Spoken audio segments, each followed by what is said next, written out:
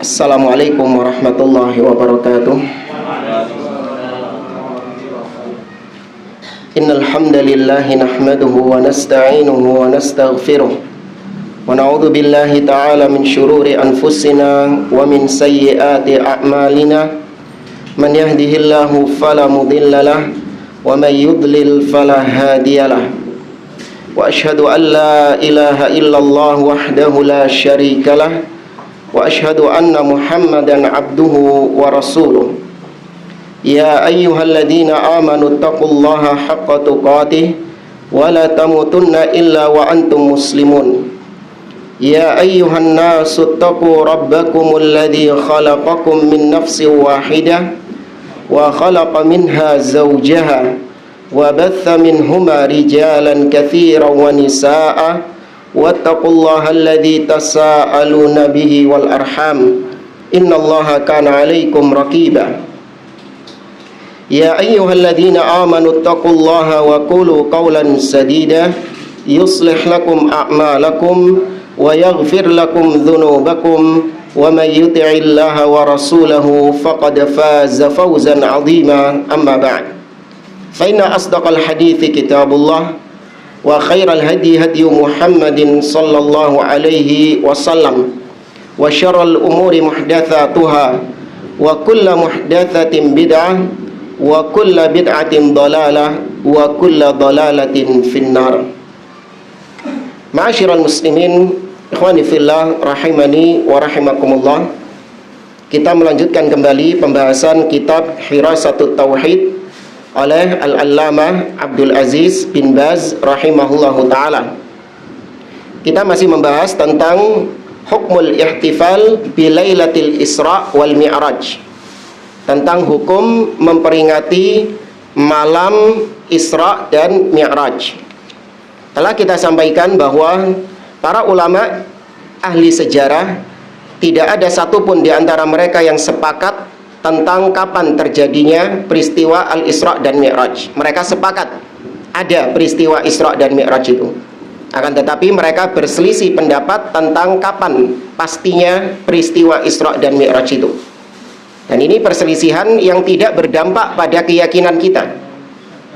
Perselisihan yang tidak ada dampaknya bagi keyakinan atau akidah kita. Yang penting kita meyakini adanya Isra Mi'raj, dan juga kita meyakini bahwa Nabi SAW naik ke atas langit, ke Sidratul Muntaha, kemudian Nabi menerima perintah sholat, dan Allah berbicara langsung kepada Nabi Muhammad SAW. Ya, kita mengimani itu semuanya hak terjadi. Namun kapan terjadinya, maka para ulama berselisih pendapat. Nah, adapun memperingatinya, maka itu adalah perbuatan yang bid'ah, karena tidak pernah Nabi SAW memperingati peristiwa Isra Mi'raj. Demikian juga para sahabat Nabi SAW, demikian juga para tabi'in, imam yang 4, mereka tidak pernah memperingati peristiwa Isra Mi'raj tersebut. Maka peringatan-peringatan demikian adalah kebid'ahan di dalam agama. Ya, kita sampai pada ucapan penulis wa fi sahih Muslim, ya betul ya? Bukan? Hah? Asy-Syura 21. Oh, itu. Penulis kemudian mengatakan wa thabata an Rasulillah sallallahu alaihi wasallam fil ahadits sahihah. Dan telah ada dari Rasul sallallahu alaihi wasallam hadis-hadis yang sahihah tentang masalah at-tahdzir minal bid'ah, peringatan dari kebid'ahan, wat tasrih bi annaha dhalalah, dan penegasan bahwasanya bid'ah itu dhalalah, kesesatan.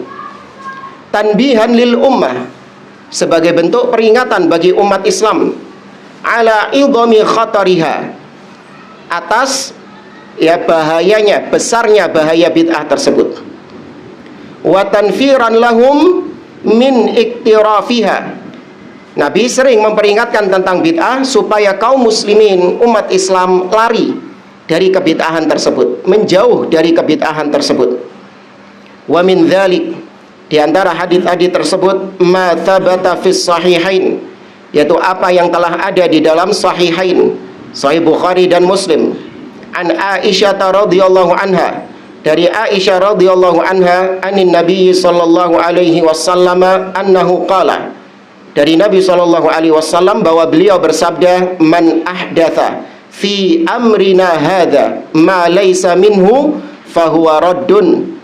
Barang siapa yang mengada-ngadakan perkara yang baru dalam urusan kami, yakni dalam agama kami ini, ya, ma laisa minhu, apa-apa yang bukan bagian dari agama, maka dia tertolak. Nah, di sini ada syubhat. Perhatikan hadis tadi. Man ahdatha, barang siapa yang membuat-buat, fi amrina, dalam urusan kami, hadza, ini, ma laisa minhu, apa-apa yang bukan dari agama, fahuwa raddun, maka tertolak. Ada ahli bid'ah mengatakan, berarti kalau membuat perkara-perkara baru dan itu bagian dari agama, maka tidak tertolak. Bingung? Saya fokus. Jajannya kok disik. Iya. Bukan dalam agama, itu beda. Perhatikan kata mereka. Nabi kan tadi bilang, barang siapa yang membuat-buat perkara baru dalam agama kami ini, ma laisa minhu, apa-apa yang bukan bagian darinya, maka tertolak. Berarti kalau membuat perkara-perkara baru dalam agama yang termasuk bagian agama, maka tidak tertolak. Karena Nabi mengatakan ma laisa minhu, yang bukan dari agama. Paham maksud syubhatnya? Ya. Nah, maka mereka mengatakan peringatan Isra Mi'raj, peringatan Maulid Nabi, dan apapun bid'ah-bid'ah itu bagian dari agama. Yaitu perkara agama, maka tidak tertolak. Karena syarat yang tertolak itu adalah ketika ya ma laisa minhu, apa-apa yang bukan bagian dari agama. Maka ini yang disebut dengan bid'ah hasanah, bid'ah yang baik, karena itu bagian dari agama. Maka dijawab oleh para ulama, dari sisi pemahaman bahasa Arab, kalimat ma laisa minhu, apa-apa yang bukan bagian darinya, ini hanya kalimat penegasan, bukan syarat. Jadi bid'ah itu bukan syaratnya kalau bukan bagian dari agama, bukan. Itu kalimat yang menegaskan bahwa semua bid'ah itu sesat. Kalau bingung, yang punya mushaf silakan dibuka firman Allah. Sebentar.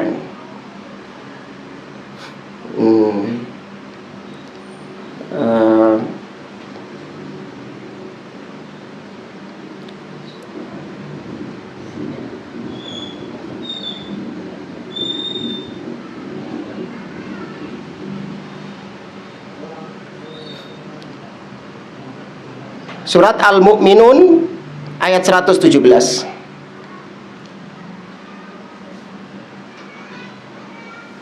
Surat Al-Mu'minun ayat 117, akhir-akhir surat Al-Mu'minun.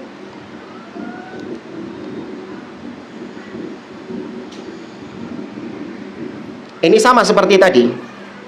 Komposisi kalimatnya sama seperti tadi.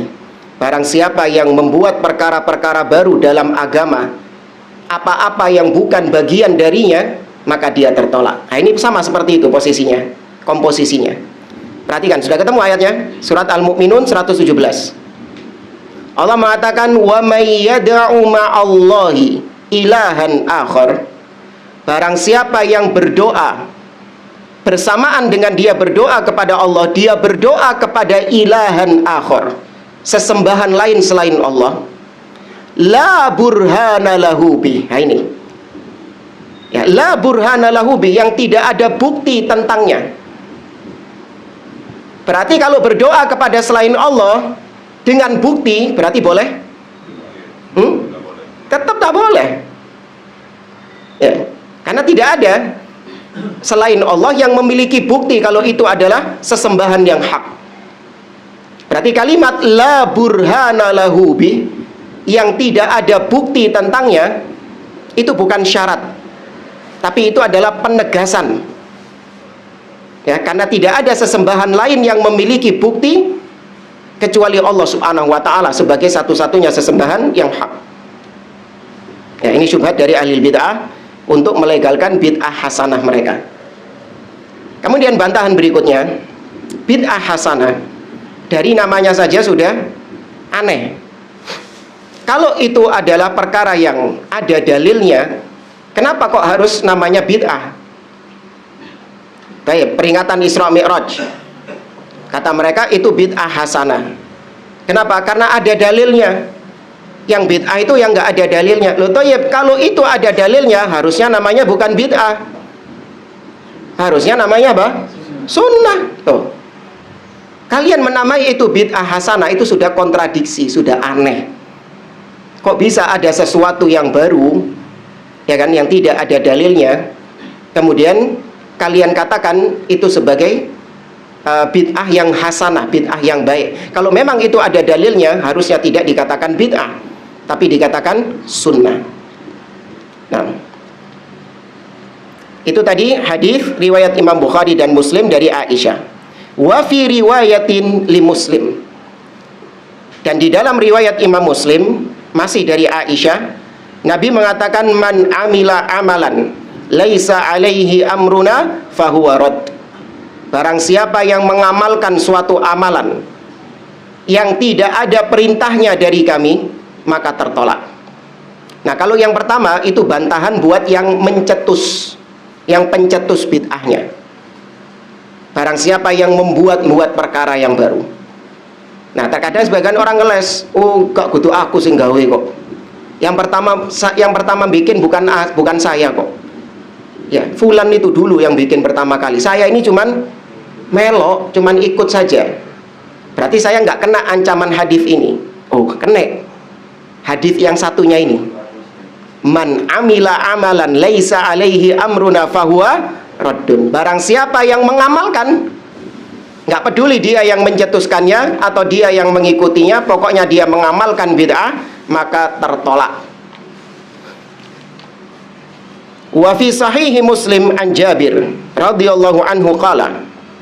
Dalam sahih Muslim dari Jabir bin Abdullah radhiyallahu anhu, dia mengatakan kana Rasulullah sallallahu alaihi wasallam yaqulu fi khutbatihi yaumal jum'ah. Adalah Rasulullah sallallahu alaihi wasallam mengatakan ketika beliau khutbah di hari Jumat. Ya, dan ini kebiasaan khutbahnya Nabi, bukan khutbahnya Wahabi. Ya, ini khutbahnya Nabi sallallahu alaihi wasallam. Apa Nabi setiap khutbah? Nabi mengatakan amma ba'du fa inna khairal hadithi kitabullah wa khairal hadi hadi Muhammadin sallallahu alaihi wasallam wa syarral umuri muhdatsatuha wa kullu bid'atin dhalalah. Ya, Nabi mengatakan, dan sebaik-baik hadis ucapan adalah kitabullah, dan sebaik-baik petunjuk adalah petunjuknya Muhammad sallallahu alaihi wasallam, dan seburuk-buruknya perkara adalah perkara yang diada-adakan, perkara yang dikarang-karang, dan setiap bid'ah itu sesat. Ya, ini Nabi yang mengatakannya ketika khutbah. Hadis riwayat Imam Muslim dari Jabir bin Abdullah. Ya, maka aneh kalau ada khatib yang kemudian berkhutbah yang membawakan hadis ini dalam rangka mengikuti sunnah Nabi SAW, sudah dituduh sebagai Wahabi. Ya, ini Wahabi ini. Ya, kok bisa? Iya, itu sudah kelihatan dari khutbahnya, awal khutbahnya. Innal hamdalillah nahmaduhu wa nasta'in. Bentar lagi kan ngomongnya bid'ah. Ya, baru khutbah saja sudah bid'ah.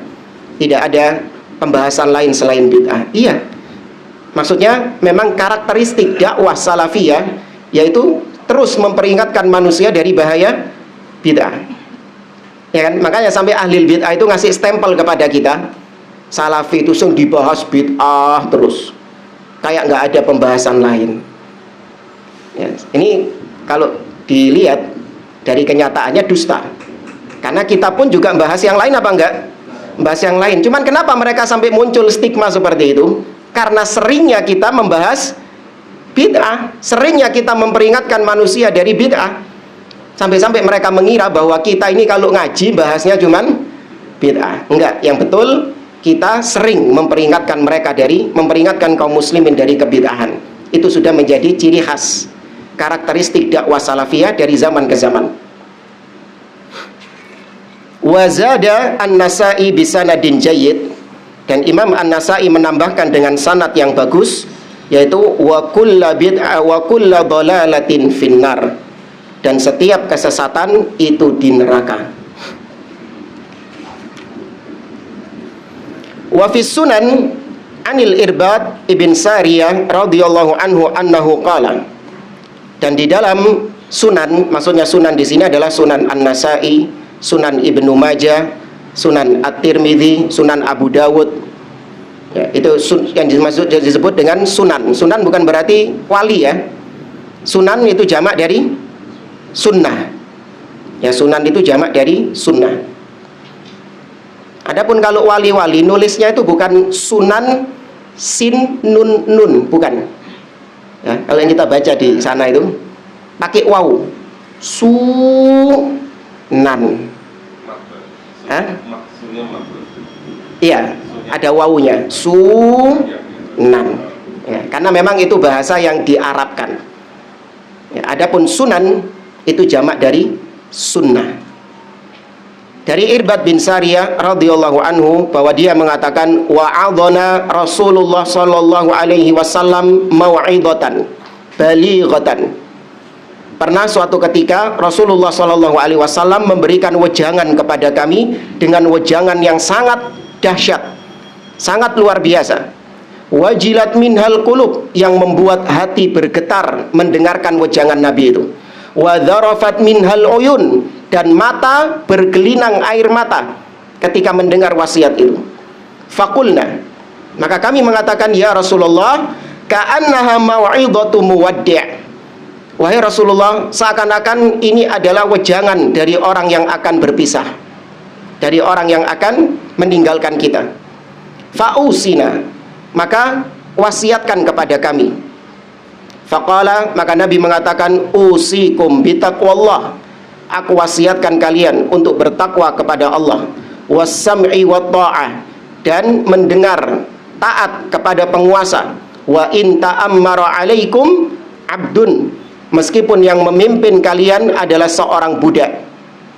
Fa innahu may ya'ish minkum fasayara ikhtilafan katsira, karena sesungguhnya barang siapa di antara kalian yang hidup sepeninggalku nanti, dia akan melihat perselisihan yang banyak.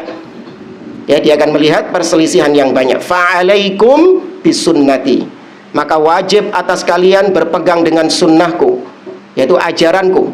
Wa sunnatil khulafa'ir rasyidin al mahdiyyin min ba'di, dan sunnahnya para khalifah-khalifah yang mendapatkan petunjuk setelahku. Ya, maksudnya secara umum para sahabat. Akan tetapi para sahabat itu terwakilkan dengan para khulafa'ur rasyidin, karena mereka adalah orang-orang yang terbaik di antara semua sahabat. Ya, para khulafa'ur rasyidin itu adalah potret semua sahabat. Abu Bakar, Umar, Utsman, Ali. Yang 4 orang ini adalah sahabat yang terbaik. Maka ikuti mereka. Tamassaku biha, pegang erat sunnah itu. Wa'addu 'alaiha bin nawajid, dan gigit sunnah itu dengan gigi geraham. Wa iyyakum wa muhdatsatil umur, dan hati-hati, jauhkan diri kalian dari perkara-perkara yang baru. Fa inna kulla muhdatsatin bid'ah, karena setiap perkara baru adalah bid'ah. Wa kulla bid'atin dhalalah, dan setiap bid'ah itu sesat. Ya, ini syarah hadits ini sering kita sampaikan. Ya, luar biasa penjelasan para ulama tentang syarah penjelasan hadits ini. Banyak pelajaran-pelajaran akidah yang diambil dari hadits yang mulia ini.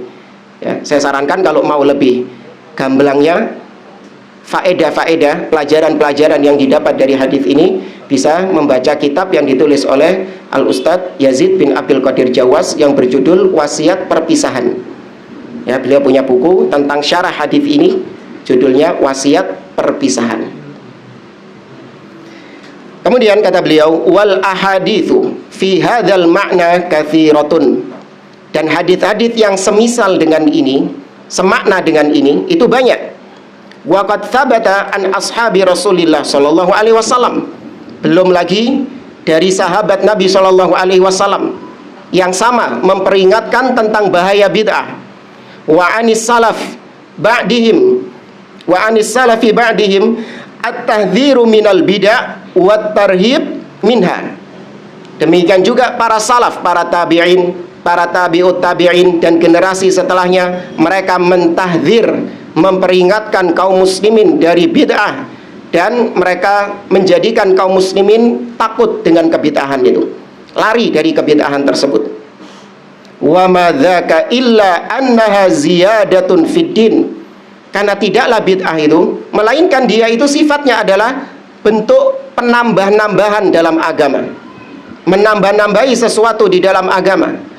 Kenapa kok kita sering memperingatkan bid'ah? Kenapa kok bid'ah itu jelek? Karena bid'ah itu sifatnya adalah menambah-nambahi sesuatu yang sudah sempurna di dalam agama. Ya, namanya sudah sempurna. Ya, gelas ini tuh sudah penuh ini. Sempurna sudah gelas ini. Ketika ditambahi air, maka yang dalam ini akan apa? Akan keluar. Ya kan, ketika ditambahi air, yang dalam ini akan keluar. Semakin banyak yang ditambahi, semakin banyak yang keluar, ya, sampai tidak tersisa lagi, sehingga penuh dengan kebid'ahan, alias sudah bukan lagi Islam, alias murtad. Itu yang dikatakan oleh Imam Al-Barbahari rahimahullah. Beliau mengatakan, wahdhar sigharul muhdatsat, hati-hati kalian dengan bid'ah-bid'ah yang kecil. Fa inna sigharul muhdatsat ta'udu hatta takuna kibara.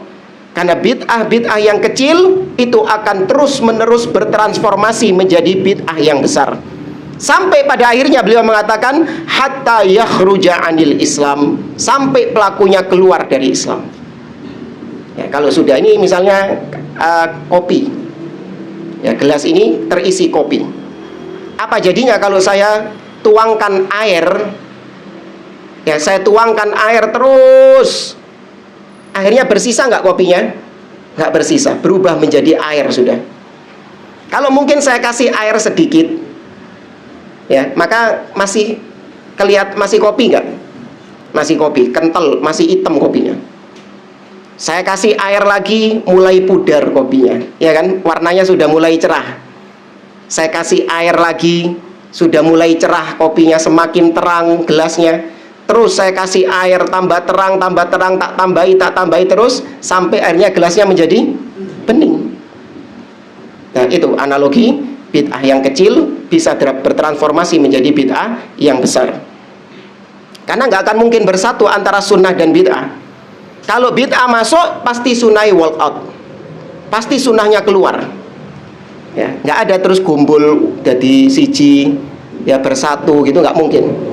Ada bid'ah, sunnahnya keluar. Ada sunnah, bid'ahnya keluar. Ya, tergantung kita mau memasukkan yang mana. Kita masuki bid'ah atau kita masuki sunnah. Contoh,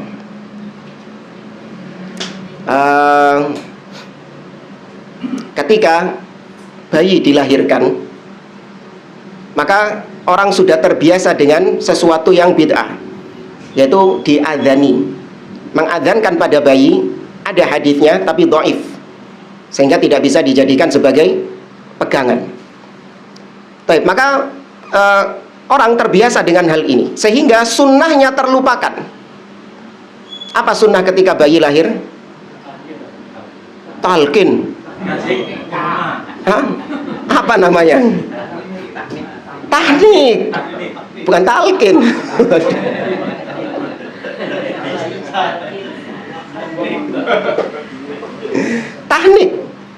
Tahnik ini menjadi sunnah yang asing bagi manusia. Iya, jadi asing. Bahkan pernah kawan itu mau mentahnik anaknya, sama susternya itu ditahan. Dulu Pak, diopokno iki Pak bayi ini Pak. Ya, diapakan bayinya ini Pak? Lu jangan Pak, ini masih kecil ini kok dikasih. Itu kan kotor ini, lihat. Muslim, nggak tahu dengan sunnah itu. Karena apa? Terbiasa dengan yang bid'ah. Oke, terbiasa dengan yang bid'ah. ketika ada orang yang meninggal, kemudian ya sudah, nggak ada apa-apa setelah meninggalnya, 1 hari, 2 hari, 3 hari, nggak ada apa-apa. Maka orang-orang pada apa? Heran, tuh kok kau no opo-opo gak diadakan acara kok ngubur kucing ay. Ya kan, sampai muncul seperti itu. Kok gak ditahlili koyok ngubur kucing ay. Ya dicemooh, dicela orang tersebut. Karena sekali lagi mereka sudah mengakar kebid'ahannya, sehingga yang sunnah seperti apa mereka gak tahu. Maka bid'ah itu adalah bentuk penambah-nambahan dalam agama, wa syar'un lam ya'dzan bihillah, dan bentuk menambah-nambahi syariat yang itu tidak pernah diizinkan oleh Allah. Allah tidak pernah mengizinkan siapapun untuk menambah-nambahi syariat. Bahkan Nabi Muhammad SAW tidak diizinkan oleh Allah untuk membuat syariat dari hawa nafsunya sendiri. Gak boleh. Nabi loh, gak punya otoritas untuk bikin syariat sendiri, gak boleh. Nabi hanya menyampaikan syariat dari Allah Subhanahu wa Ta'ala. Ini terbukti ketika Umar ibn Khattab menyarankan kepada Nabi SAW untuk menjadikan rumahnya itu ada pembatas hijab antara istrinya dengan laki-laki yang mau ke rumah Nabi SAW. Karena supaya tidak langsung melihat kepada istri-istri Nabi yang ada di dalam rumah, Umar memberikan saran kalau dikasih hijab. Maka ketika itu Nabi SAW tidak melaksanakan sarannya Umar itu, sampai akhirnya turun ayat hijab di dalam surat Al-Ahzab. Akhirnya dikerjakan sama Nabi SAW. Nabi menunggu syariat dari Allah Azza wa Jalla. Umar menyarankan untuk menjadikan maqam Ibrahim yang ada di Ka'bah itu, ya tempat pijakannya Nabi Ibrahim itu, Umar mengatakan, lau ittakhadna maqama Ibrahim musalla. Wahai Rasulullah, bagaimana kalau kita jadikan maqam Ibrahim ini sebagai tempat sholat setelah selesai tawaf? Apa dikerjakan langsung sama Nabi? Sampai turun firman Allah dalam surat Al-Baqarah, wattakhidhu mim maqami Ibrahim musalla, dan jadikanlah tempat Ibrahim, maqam Ibrahim sebagai musalla, tempat sholat setelah tawaf. Maka baru dikerjakan sama Nabi. Nabi saja tidak berhak untuk mensyariatkan apapun dari agama ini, apalagi selain Nabi SAW. Wa tashabbuh bi'a'da'illah minal yahudi wan nasara fi ziyadatihim fi dinihim. Dan bid'ah itu merupakan bentuk tasyabbuh terhadap musuh-musuh Allah, orang-orang kafir dari kalangan Yahudi dan Nasara, di mana mereka menambah-nambahi ya tambahan-tambahan di dalam agama mereka sendiri. Makanya kenapa Yahudi bisa jadi Yahudi, kenapa Nasara bisa jadi Nasara? Karena bid'ah. Yahudi ini adalah agama ex-Islam, Nasara adalah ex-Islam. Nabi Isa dahulu, Nabi Musa dahulu, kitab Taurat, kitab Injil itu mengajarkan agama apa? Tauhid Islam. Nabi Musa mengajarkan Islam, Nabi Isa juga mengajarkan Islam. Taurat berisi Islam, tauhid, Injil juga berisi Islam. Kemudian kenapa kok bisa sekarang ini menjadi agama sendiri? Iya, karena sudah kebanyakan bid'ah. Sampai akhirnya ajaran murni Nabi Musa entek, hilang. Hanya menjadi agama tersendiri yang jauh berbeda dengan agama yang dibawa oleh Musa. Nasara juga demikian. Kemasukan bid'ah, kemurnian ajaran Nabi Isa yang ori hilang, habis. Sehingga menjadi agama sendiri namanya An-Nasara, Nasrani. Ya. Namun Islam, ya agama syariat Nabi Muhammad SAW dijaga oleh Allah Azza wa Jalla. Ya, dijaga dengan adanya ulama-ulama yang senantiasa menjaga kemurnian agama. Setiap kali ada perkara-perkara baru, bid'ah-bid'ah yang mau dimasukkan ke dalam Islam, langsung di counter, langsung dibantah sama para ulama. Ya. Ini besarnya jasa para ulama. Wabtidaihim fihi ma lam ya'dzan bihillah. Dan juga orang-orang kafir membuat bid'ah-bid'ah di dalam agama mereka, padahal Allah tidak pernah mengizinkan hal tersebut. wali anna lazimaha at-tanaqus lid-dinil islami. Demikian juga kenapa kita sering atau gencar melarang bid'ah, karena perbuatan bid'ah itu secara tidak langsung konsekuensinya adalah menganggap bahwa agama ini masih kurang, agama ini masih belum sempurna, sehingga perlu ditambah-tambah. Wattihamihi bi'adamil kamal, dan juga bid'ah itu secara tidak langsung adalah tuduhan kalau Allah belum menyempurnakan agama ini. Wa ma'lum ma fi hadza minal fasadil azim, dan telah dimaklumi kalau sudah seorang meyakini agama ini belum sempurna, Nabi belum menyelesaikan tugasnya, maka itu adalah kerusakan yang besar. Ya, itu adalah kesesatan yang besar. Wal munkar asyani', dan kemungkaran yang sangat keji. Wal musadama liqaulillahi azza wa jalla, dan sangat bertabrakan dengan firman Allah, al-yauma akmaltu lakum dinakum. Ya, Allah sudah menyempurnakan agama ini. Wal mukhalafatus sarihatu li ahaditsir Rasul sallallahu alaihi wasallam al-muhadzira minal bid'ah wal munaffirah minha. Dan bid'ah itu jelas menyelisihi secara terang-terangan hadits-hadits Nabi sallallahu alaihi wasallam yang mentahdzir dari bid'ah, yang menjauhkan umat dari bid'ah. Banyak hadits-hadits yang sudah disebut itu. Wa arju an yakuna fima dzakarnahu minal adillah kafiyah. Kata Syekh, dan aku berharap apa yang sudah kami sebutkan dari dalil-dalil tentang bahaya bid'ah itu sudah cukup. Wa muqni'un li talibil haq, dan bisa untuk bisa untuk memuaskan para pencari kebenaran fi ingkari hadhil bid'ah, ketika dia mengingkari bid'ah-bid'ah ini. Akni bid'atul ihtifal bilailatil Isra wal Mi'raj. Secara khusus yang dibahas di sini adalah bid'ah peringatan Isra dan Mi'raj. Ya, jadi bagi orang yang memang mencari kebenaran, dia akan menyadari hal ini. Kita sampaikan kepada dia, kalau memang dia tulus mencari kebenaran, dia akan meninggalkan bid'ah Isra Mi'raj itu. Ya, dia akan berhenti dari kebid'ahan-kebid'ahan tersebut. Kalau memang yang dicari adalah al-haq, kebenaran. Namun ternyata mereka tutup mata dari kebenaran tersebut. Ya, mereka nggak mau tahu, nggak mau belajar. Ya, mereka merasa puas, merasa cukup dengan apa yang didapatkan oleh nenek moyang mereka, didapatkan dari guru-guru mereka, tanpa mereka tahu apa dalilnya, tanpa mereka tahu apa landasan agamanya, nggak tahu. Nggak mau tahu mereka, nggak mau belajar mereka. Ya, kalau orang sudah berusaha misalnya, sudah belajar, sudah nyari guru, tapi nemune ya sing model-model ngono terus. Paham ya? Ada orang, dia ini nyari kebenaran, dia ingin untuk mencari hak, maka dia datangi Ustadz Fulan, dia datangi Syekh Fulan, dia datangi Ustadz Fulan, tapi kudarullah sing ditekani ya model-model ngono kabeh. Iya, orang-orang yang ahli bid'ah menyimpang seperti itu. Maka yang kayak gini dapat uzur nggak? Dapat uzur, dimaafkan, diampuni. Karena yang penting dia sudah ada niat cari hak, cari kebenaran, dan suatu saat Allah pasti akan menunjukkan dia kepada kebenaran. Pasti stasiun terakhirnya, pemberhentian dia yang terakhir adalah manhaj salaf. Pasti itu. Kalau orang mencari kebenaran, ya, dia berpindah dari satu pemikiran ke pemikiran yang lain, pasti stasiun terakhirnya dia berhenti di manhaj salaf. Ya, ketika dia berhenti di selain itu, maka pasti motivasinya bukan karena mencari kebenaran, pasti motivasinya karena dunia.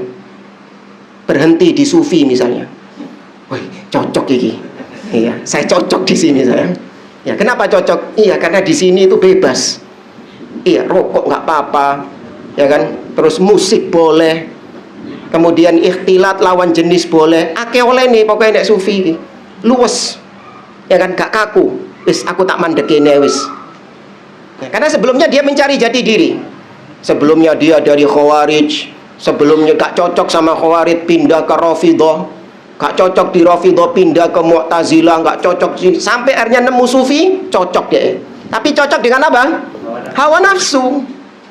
Memang gak nyari kebenaran dia. Kalau memang nyari kebenaran, pasti dia akan berhenti di manhaj salaf. Karena inilah cara beragamanya Nabi dan para sahabatnya. Allah berfirman, "Walladzina jahadu fina lanahdiyannahum subulana." Dan orang-orang yang bersungguh-sungguh mencari jalan kami, mencari kebenaran, kami akan tunjukkan kepadanya jalan-jalan kebenaran. Pasti Allah tunjukkan kepadanya jalan kebenaran. Berarti kalau dia masih belum sampai kepada jalan kebenaran, perlu di cross check. Apa niatnya dia selama ini? Ya, nyari pembenaran yang sesuai dengan hawa nafsunya, atau memang dia mencari kebenaran.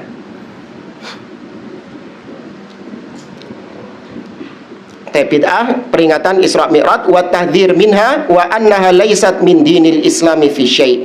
Dan bahwasanya peringatan Isra dan Mi'raj itu tidak ada di dalam agama Islam sama sekali. Walamma aujaballahu minan nushi lil muslimin.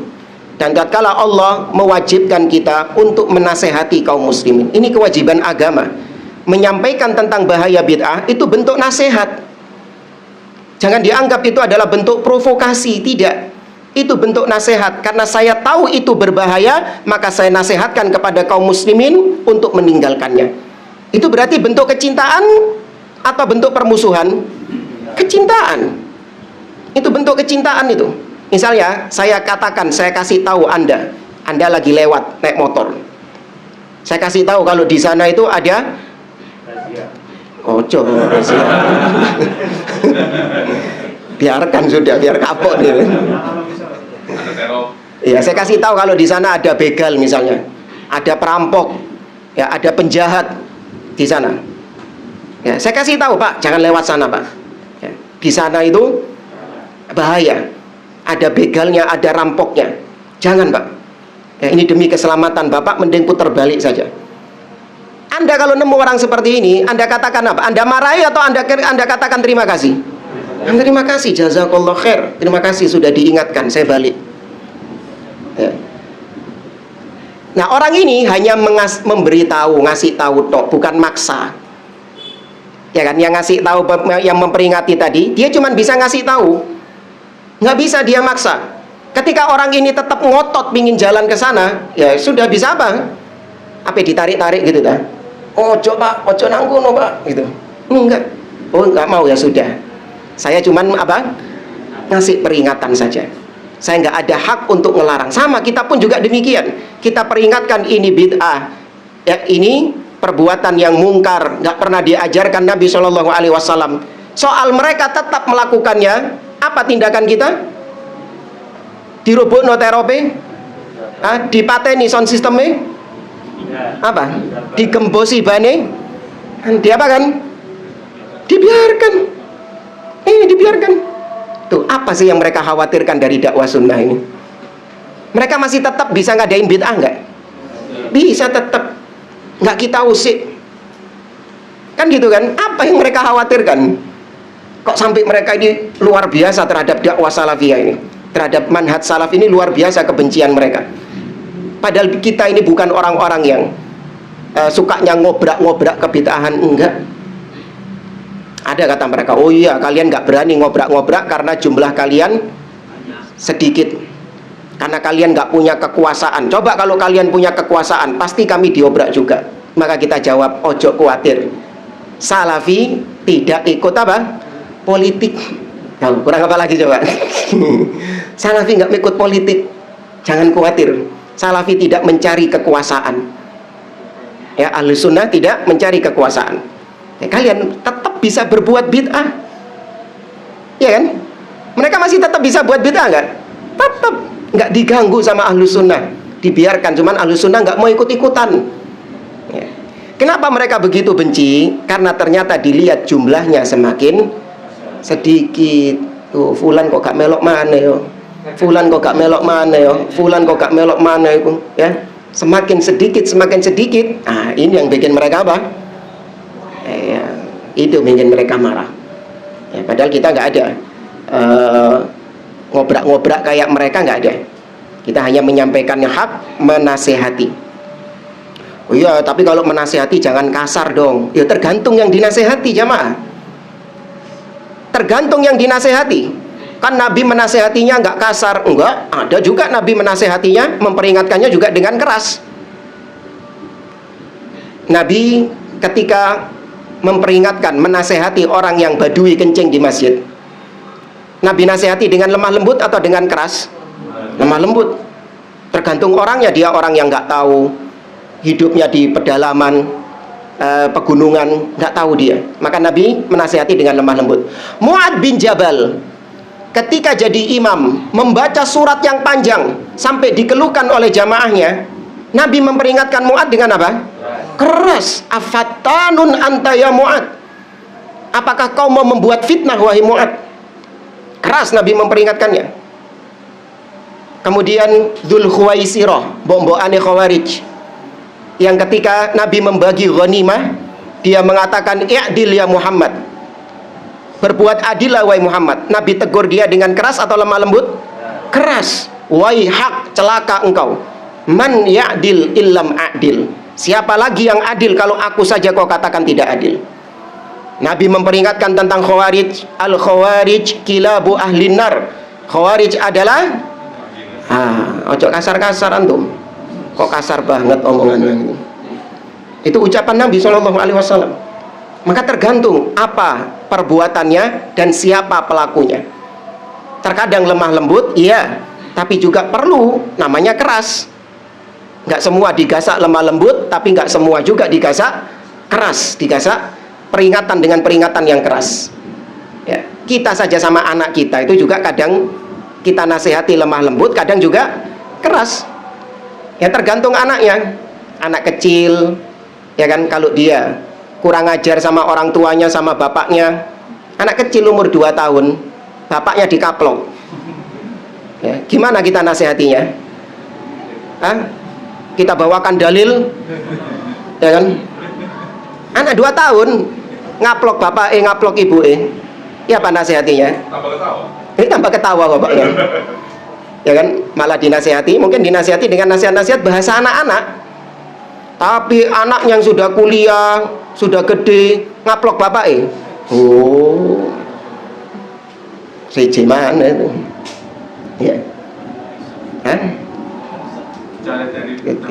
Dicoret dari kakak.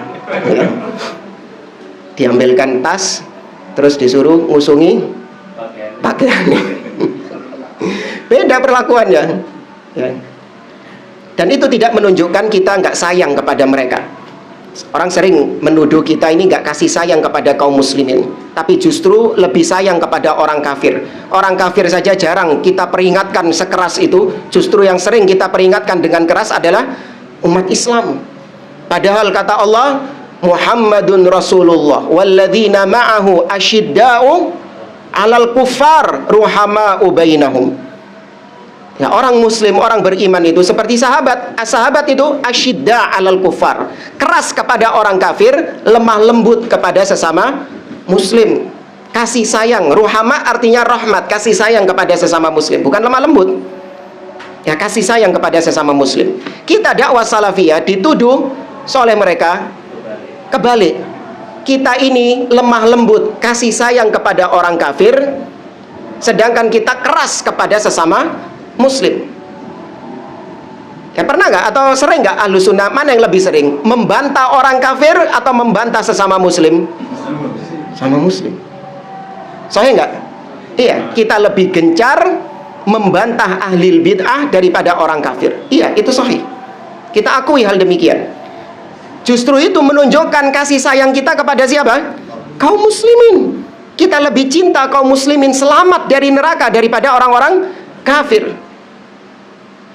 Loh, antum ketika mana yang lebih sering antum marahi? Anak antum atau anak tetangga? Siapa yang lebih antum sering marahi? Anak antum atau anak tetangga? Anak antum kan? Apa maknanya berarti antum lebih sayang sama anak tetangga daripada anak antum? Tidak. Antum lebih ingin menyelamatkan anak antum sendiri daripada menyelamatkan anak tetangga. Tuh, itu justru bentuk kasih sayang kepada kaum muslimin. Ya, dan memang terkadang peringatan itu ya gitu, ada yang keras, ada yang lemah lembut. Ya, tergantung kesesatannya. Ya, tentu beda kesesatan ahlil bid'ah yang ringan-ringan, ahlil bid'ah yang cuman ikut-ikutan, yang awam, dengan ahlil bid'ah yang dedengkotnya, yang mbok-mbok aneh. istilahnya. Beda perlakuan kita. Dan kita diperintahkan, diwajibkan oleh Allah untuk menasehati kaum muslimin.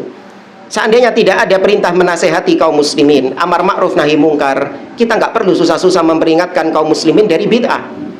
Ngapain? Ya kan? Banyak istilahnya yang memperingatkan bid'ah ini babak belur. Ngapain kita pengen babak belur? Mending kita apa? Diam sudah. Mending diam sudah, nggak usah memperingatkan bid'ah, nggak usah memperingatkan syirik. Biarkan manusia berbuat syirik, biarkan manusia berbuat bid'ah, yang penting saya selamat. Ya. Kalau mau seperti itu, enak kan? Enak. Cuman Allah yang nyuruh. Allah memerintahkan kita untuk menasehati kaum muslimin, untuk memperingatkan kaum muslimin dari kemungkaran. Harus amar ma'ruf nahi mungkar. Itu bagian dari menjalankan agama. Karena kita seorang yang dibebani hal itu, dan kita adalah hamba Allah, mau nggak mau kita harus menjalankannya. Wa bayanu ma syara'allahu lahum minad-din, dan kita diwajibkan oleh Allah untuk menjelaskan apa-apa yang Allah syariatkan dalam agama ini. Wa tahrimi kitmanil ilm, dan kita diharamkan untuk menyembunyikan ilmu. Sudah tahu itu kebid'ahan tapi disembunyikan, nggak mau disampaikan kepada kaum muslimin. Padahal tidak ada kondisi yang darurat. Ya, bisa untuk memperingatkan kaum muslimin dari kebid'ahan, bukan ketika dia diancam nyawanya. Ya, kalau misalnya ada kondisi yang darurat, seorang misalnya diancam, kalau sampai kau menyampaikan tentang bid'ah, menyampaikan tentang syirik, maka peluru ini akan menyasar ke kepalamu. Ya, dan diancam dengan ancaman beneran. Thayyib, ini ada kondisi darurat. Ya, ada kondisi di mana seseorang diberi rukhsah di dalam agama untuk menyelamatkan nyawanya dari hal tersebut. Tapi ketika orang kondisinya nggak darurat, cuman saking kalau disampaikan bid'ah syirik, itu followersnya turun. Itu bukan darurat itu. Kau nggak mau kehilangan dunia namanya. Kalau disampaikan tentang syirik, membantah ahlil bid'ah, maka saya akan mendapatkan bulian, akan mendapatkan caci makian. Ini namanya dibully. Apa rugimu? Yang bully itu manusia, bukan Allah subhanahu wa ta'ala. Yang mencela engkau adalah manusia, bukan Allah. Bahkan justru harusnya itu menjadi cambuk penyemangatmu. Ketika kau dicaci maki, dibenci oleh ahlil bid'ah, itu kehormatan bagimu. Tuh, terhormat jamaah. Kita dibenci sama ahlil bid'ah, terhormat. Bersyukur kepada Allah, alhamdulillah, yang membenci saya ahlil bid'ah. Justru kalau ahlil bid'ah suka, bahaya ini. Iya. Kalau ahlil bid'ah justru suka, cinta, bahaya ini. Iya, ada ahlil bid'ah bilang saya suka sama dakwahnya Ustadz Fulan ini. Kok iso? Iya. Cocok saya sama dakwahnya Ustadz Fulan ini. Saya tak rungokno sih, opo sih dakwahnya Ustadz Fulan ini? Dirungok-rungokno, oh ya pantes ahlil bid'ahnya seneng. Lah wong dia ini dakwahnya apa? Iya, yang penting jamaah seneng. Iya, yang penting jamaah akur gitu. Oh iya pantes seneng. Tidak memperingatkan syirik, tidak memperingatkan bid'ah, tidak memperingatkan dari penyimpangan-penyimpangan. Oh pantes ahlil bid'ah seneng. Hatta orang kafirnya seneng. Ya, justru kalau seperti ini bahaya. Ya, maka dengan dibenci sama ahlil bid'ah, itu justru menjadi kehormatan bagi ahlus sunnah. Ya, bisa menancapkan duri di lehernya ahlil bid'ah. Ahlil bid'ah belenek sama kita, itu kehormatan bagi kita. Senang, tambah belenek mereka, tambah senang kita.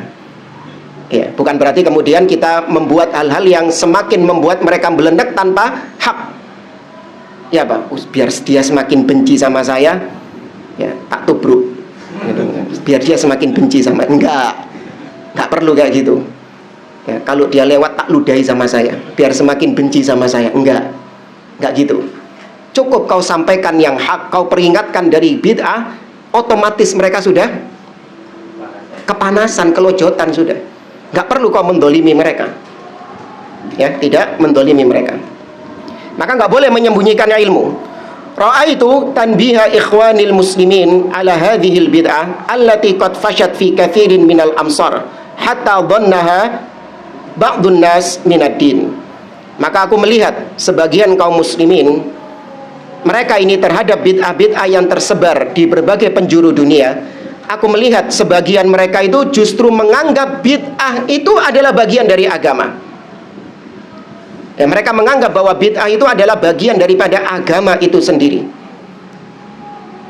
tanpa mereka sadari itu bukan bagian dari agama. Karena itu orang itu nggak punya timbangan. Sesuatu itu dikatakan bagian dari agama itu apa? Apa jamaah? Sesuatu dikatakan bagian dari Islam itu apa barometernya? Dalil. Iya, kalau mereka enggak, kebanyakan manusia sesuatu dikatakan sebagai bagian dari agama apabila kebanyakan kaum muslimin melakukannya. Kebanyakan kaum muslimin seperti itu, oh berarti itu Islam. Ya berarti itu adalah bagian daripada agama. Padahal itu bukan bagian dari agama. Maka jadikan barometer yang jelas dalam timbangan agama adalah kitabullah, sunnah Nabi SAW dengan pemahaman para salaf. Itu barometer. Kita mengatakan ini bagian dari agama, ini bukan bagian dari agama, timbangannya itu tadi. Jangan pakai timbangan-timbangan yang lain.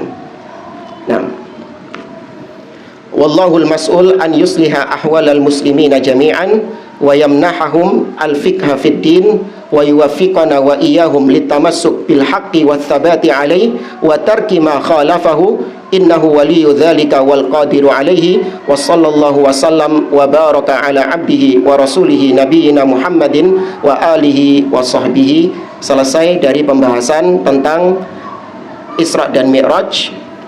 Insyaallah di pertemuan berikutnya beliau membahas tentang hukmul ihtifal bilailatin nisfi min Sya'ban. Hukum memperingati malam nisfu Sya'ban.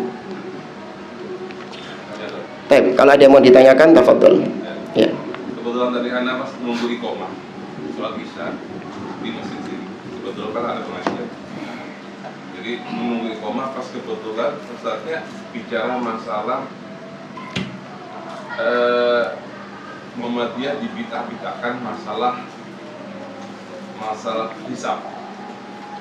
Kemudian ustadznya sampai menyampaikan, saya dengar sepintas tadi, ya ini menyambar ya. Saya lihat tuh kayak gini hasil yang mana. Artinya ini untuk menjelaskan mungkin sebagian yang dengar juga. Katanya tadi yang diakui sebagai ulil amri dalam hal ibadah itu yang majelis taklim. Kalau pemimpin itu dalam hal urusan negara, nah ini gimana? Membantah subhat. Jadi mereka meyakini bahwa yang dikatakan ulil amri dalam Muhammadiyah itu majelis taklim. Yang pemimpin itu dalam urusan negara aja. Coba mungkin menjelaskan, mungkin ada sebagian supaya teman-teman ada yang dari kesambat. Anak ajar itu sebab kesambat tuh sampai segitu gitu. Iya. Kasihan saya lihat mereka yang mendengar. Baik, memang satu lagi Sandi, mereka menimpali, tapi Salafi itu kalau sholat ngikut hisab. Iya. Jadi tanpa kayak membenarkan, jadi kayak wah benar jadi. Gimana dijelaskan? Ya saya nggak dengar langsung syubhatnya gimana ya. Ya, Cuman gambaran umumnya insya Allah bisa dipahami. Berkaitan dengan waliul amr, ya pemimpin, memang di dalam firman Allah surat An-Nisa, ya ayyuhalladzina amanu athi'ullaha wa athi'ur rasul wa ulil amri minkum. Wahai orang-orang yang beriman, taatilah Allah, taatilah Rasul dan pemimpin di antara kalian. Ulil amri memang ditafsirkan oleh para ulama dengan dua. Yang pertama adalah al-umara, yaitu para pemimpin, penguasa. Sedangkan yang kedua adalah al-ulama, yaitu para ulama. Nah, akan tetapi ketika permasalahan-permasalahan yang menyangkut keumuman kaum muslimin, bukan individu-individu muslim, maka tetap kembalinya kepada siapa kebijakannya? Penguasa. Ya, kebijakannya kembali kepada penguasa. Di antara dalil yang menguatkan hal ini adalah perbuatannya Abdullah bin Mas'ud radhiyallahu anhu ketika di zamannya Khalifah Utsman bin Affan. Ketika Utsman bin Affan, pemimpin penguasa, melaksanakan ibadah haji. Ketika itu Utsman bin Affan melakukan itmam, menyempurnakan sholat yang 4 rakaat menjadi 4. tidak dikosor. Padahal Nabi SAW, Abu Bakar, Umar, ketika haji, mereka semuanya mengkosor. Yang 4 rakaat jadi 2 rakaat. Tapi Utsman bin Affan tidak mengkosornya. Itu siapa? Pemimpin kan? Pemimpin. Ini urusan negara atau urusan agama? Negara. Agama dong, haji kok. Ya, urusan agama ini. Abdullah bin Mas'ud berpendapat bahwa yang dilakukan sama Utsman itu menyelisihi sunnah, di mana harusnya dikosor 2 rakaat bukan 4 rakaat. Karena demikian yang dicontohkan Nabi, Abu Bakar, Umar ketika haji, mereka mengkosor bukan menyempurnakan 4 rakaat. Ini pendapatnya ulama. Abdullah bin Mas'ud ini ulama loh ya, di zaman tersebut. Beliau seorang ulama. Tapi kemudian ternyata Abdullah bin Mas'ud melok 4 rakaat di sana. Yang di Mina maksudnya? Iya, yang di Mina. Ikut 4 rakaat juga Abdullah bin Mas'ud. Kemudian ditanya oleh sahabat-sahabat yang lain, ya, ataf'alu ma angkarta alaihi, wahai Abdullah bin Mas'ud, kenapa kau melakukan sesuatu yang kau ingkari? Beliau mengatakan, al khilafu syarr, berselisih itu buruk. Kenapa? Karena haji itu adalah perkara yang ibadah kolektif, ya kan? Haji itu adalah ibadah kolektif, ibadah yang bersama-sama, bukan ibadah perorangan-perorangan, tidak, ibadah yang bersama-sama. Maka yang punya wewenang kebijakan di sini, yang bisa supaya berjamaah ini sama-sama, cuman siapa? Pemimpin, cuman penguasa. Yang bisa membuat rakyat kaum muslimin menjadi barengan, itu cuman siapa? Pemimpin. Ulama nggak bisa, karena ulama nggak punya power. Tapi pemimpin punya power, bisa menjadikan itu bersama-sama. Dan itu juga yang ditegaskan dalam hampir semua kitab-kitab akidah, menjelaskan wal hajju wal jihadu wasolatul aidin ma'al hukam au ma'al a'immah barron kana au fajiran. Itu terus senantiasa ada itu dalam setiap pembahasan-pembahasan akidah, yaitu berjihad, berhaji, dan melaksanakan sholat id bersama pemimpin, di belakang pemimpin kaum muslimin, baik pemimpin yang adil ataupun pemimpin yang zalim. Itu sudah menjadi akidah. Jadi nggak ada ceritanya kemudian ormas bikin sendiri yang berbeda dengan penguasa, nggak ada di dalam sunnah. Tidak pernah terjadi di dalam sunnah. Ormas punya wewenang, itu wewenangnya pemimpin di suatu negara. Ya, kalau ormasnya ini kemudian keluar dan dia bikin negara sendiri, ya silahkan. Ya, tapi kalau masih di wilayah yang dikuasai oleh seseorang, oleh pemimpin, maka wajib mengikuti pemimpin tersebut. Ya, kemudian berkaitan dengan hisab. Ya, hisab bukan tidak ada di zaman Nabi SAW. Ya, hisab sudah ada di zaman Nabi SAW. Ya, para sahabat, ya, diantaranya Abdullah bin Abbas radhiyallahu anhuma menegaskan di dalam tafsir Imam At-Tabari ketika menafsirkan firman Allah Subhanahu wa taala, "Lita'lamu 'adadas sinina wal hisab." Agar mereka mengetahui jumlah tahun, bilangan, ya, dan jumlah bilangan bulan. Ya, Abdullah bin Abbas menyebutkan bahwasanya orang-orang kafir, orang-orang Romawi, mereka sudah mengetahui ilmu hisab. Ya, ilmu tentang peredaran matahari dan peredaran bulan mereka sudah tahu. Ya, dan ilmu itu bisa dipelajari. Tapi kenapa Nabi SAW dan para sahabat tidak mempelajari ilmu tersebut, tidak menggunakan ilmu tersebut? Padahal ada motivasinya dari Nabi, ya kan? Ada kemampuan dari Nabi SAW, namun ternyata tidak. Ya, tidak dilakukan. Berarti kalau dilakukan oleh orang-orang di zaman sekarang, jatuhnya apa? Bid'ah. Kan gitu kaidahnya kan? Sesuatu yang mampu dilakukan oleh Nabi, ada motivasinya dari Nabi dan tidak ada penghalangnya, tapi ternyata tidak dikerjakan sama Nabi, berarti bukan bagian dari agama. Ya, adapun tentang sholat, bukan hisab dulu. Apalagi dalil-dalilnya sudah jelas. Nabi mengatakan sumu li ru'yatihi wa aftiru li ru'yatihi. Berpuasalah karena melihat hilal dan berhari rayalah karena melihat hilal. Fa in ghumma 'alaikum, apabila tertutup, fa akmilul iddata 30. Apabila tertutup, maka sempurnakan bilangan Sya'ban menjadi 30. Tuh. Nabi yang mengucapkan demikian. Berarti syariat ini berlaku sampai akhir zaman. Bagaimanapun teknologi berkembang, tidak merubah syariat. Ya kan, ini yang sering kita ulang. Teknologi tidak merubah syariat. Gini jamaah, sekarang ada syariat, sekarang ada teknologi adzan. Apa? Iya, yang biasa di masjid itu loh. Waktu sholat, itulah kalau sudah masuk waktu sholat lah metu suara adzannya. Kenapa nggak itu langsung di direct ke toa? Enak adzannya merdu, ya kan? Timbangnya adzannya wong-wong, ya kan? Telat mana gitu kan? Apa? Kalau puasa sedang. Iya. Enak kan? Memudahkan enggak? Memudahkan. Kenapa nggak dipakai? Ayo. Sesuai syariat. Karena teknologi tidak merubah syariat. Tidak bisa merubah adzan, ya tetap adzan. Orang yang adzan, bukan mesin, bukan rekaman. Ya, bagaimanapun teknologi tetap tidak bisa merubah syariat. Berarti berlaku juga imam. Gak usah. Iya. Tapi gak usah baca. Recorder aja. Imamnya nyetel suaranya sesudes. Naudzubillah.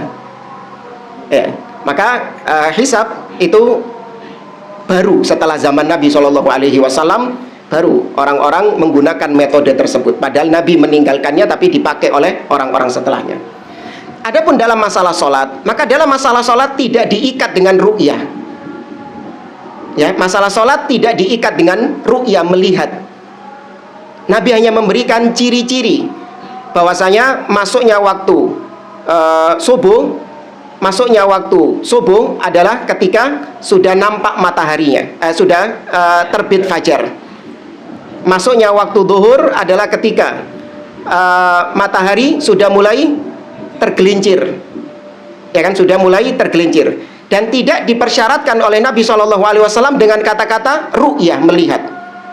Kenapa? Karena ada namanya mendung, ya, gak nampak mataharinya. Terus gimana caranya waktu menentukan masuk waktu zuhur atau masuk waktu asar? Ya, zaman dahulu dengan menggunakan ya perkiraan. Ya, dikira-kira ini sudah masuk waktu asar, maka mereka sholat asar. Nah, kemudian ada namanya hisab di zaman sekarang. Ya, maka ketika sholat boleh kemudian kita menggunakan hisab tersebut dalam menentukan waktu sholat itu. Karena Nabi tidak mengikatnya dengan apa?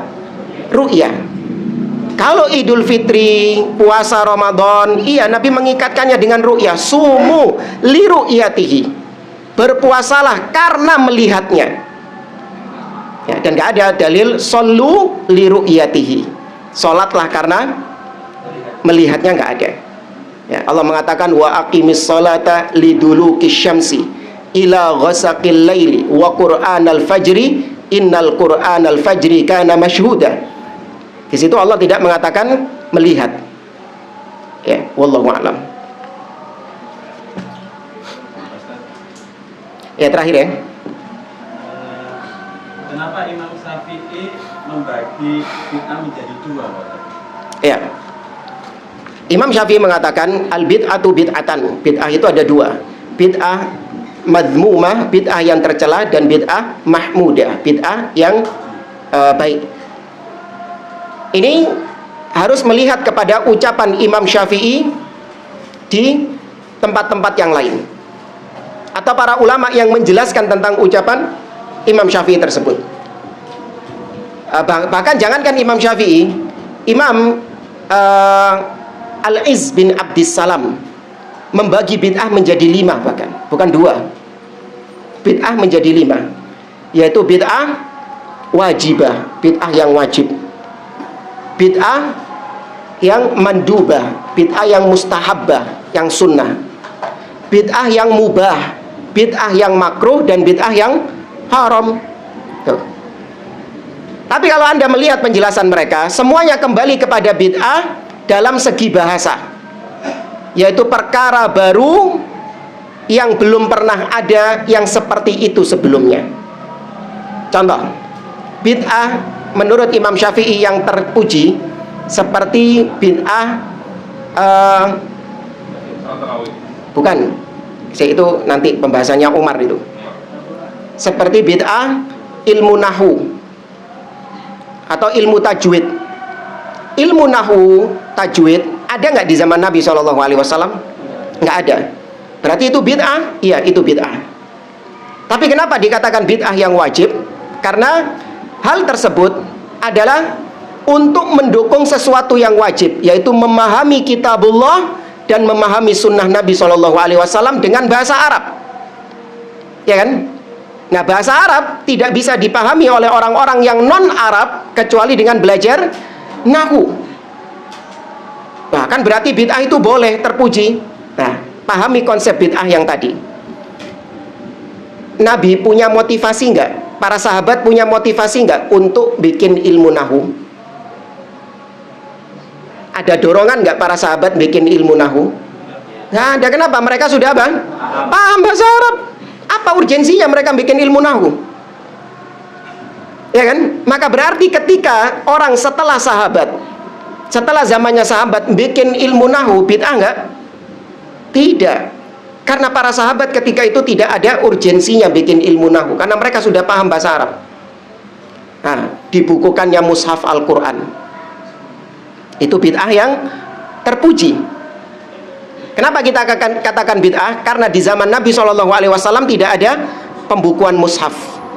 Mushaf itu dihafalkan, bukan dibukukan.